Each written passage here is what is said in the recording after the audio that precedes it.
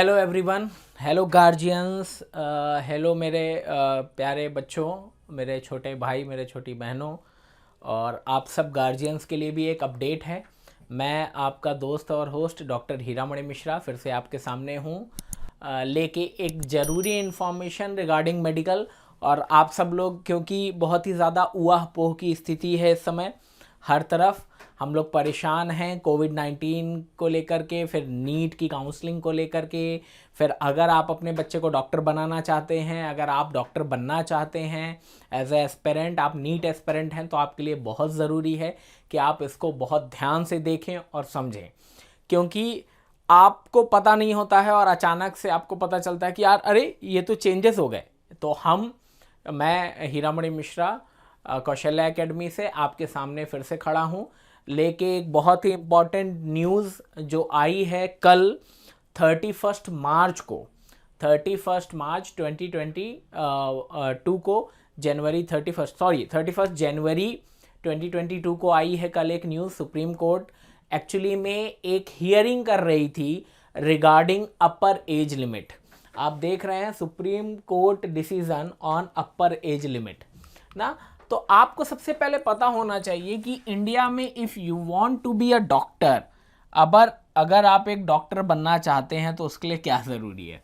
तो डॉक्टर बनना चाहते हैं तो हर एक क्राइटेरिया के लिए एज ज़रूरी है कि आपकी एज क्या है। If you want to be a doctor, age limit बहुत इंपॉर्टेंट फैक्टर है ना। तो अभी जो करंट सिनेरियो है वो क्या है, तो मिनिमम एज लिमिट तो क्राइटेरिया है, मिनिमम एज जो चाहिए वो चाहिए 17 ईयर्स।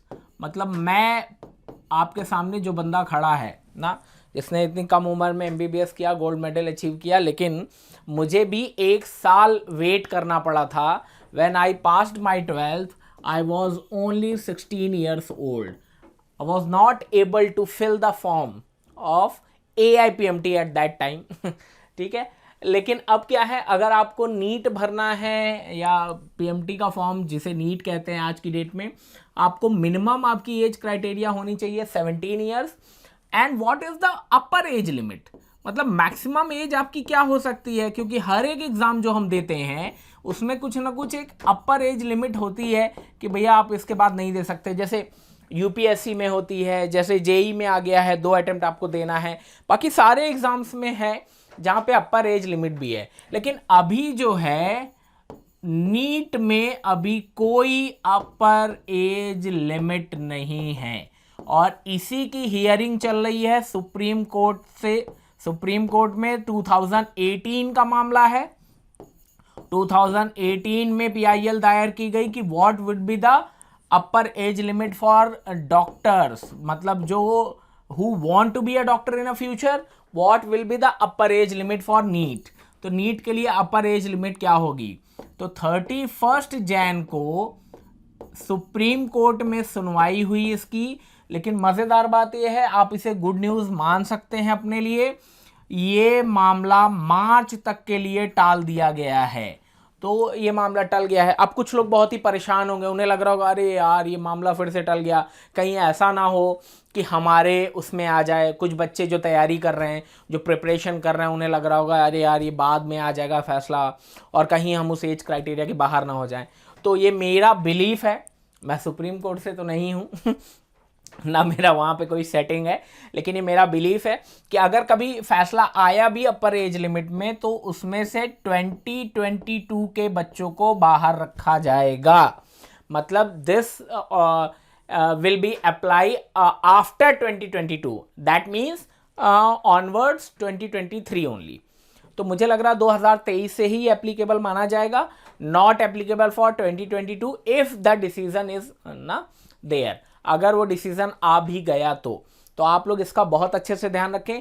जो बच्चे प्रिपरेशन करना चाहते हैं, जो बच्चे प्रिपरेशन कर रहे हैं, वो अगर जिनको लग रहा है कि मैं 25 साल का हूँ, 26 साल का हूँ, 28 साल का हूँ, 32 साल का हूँ, 35 साल का हूँ, वॉट एवर द एज, मतलब मेरी जानकारी में I am belonging from Prayagraj Allahabad, तो इलाहाबाद कहते थे अभी प्रयागराज कहते हैं ठीक है। तो प्रयागराज में मैंने अपने मतलब सामने देखा है एक 45 साल के उम्र के आदमी ने नीट की प्रिपरेशन की और वो डॉक्टर बनने के लिए गया। ठीक है ना, मेडिकल कॉलेज में जाके पढ़ाई की उसने, तो अपर एज लिमिट नहीं है, तो दैट्स वाई कोई भी जाके इसमें एडमिशन लेके और वो कर सकता है, पढ़ाई कर सकता है इसकी। लेकिन अब एक क्राइटेरिया आ रहा है इसमें, क्योंकि मेडिकल जो पढ़ाई है वो एक लेंदी पढ़ाई है। आप सब जानते हैं कि MBBS 5.5 साल का, फिर उसके बाद PG, फिर इंटर्न, फिर उसके आगे भी काफ़ी डिप्लोमा एंड डिग्री कोर्सेज हैं।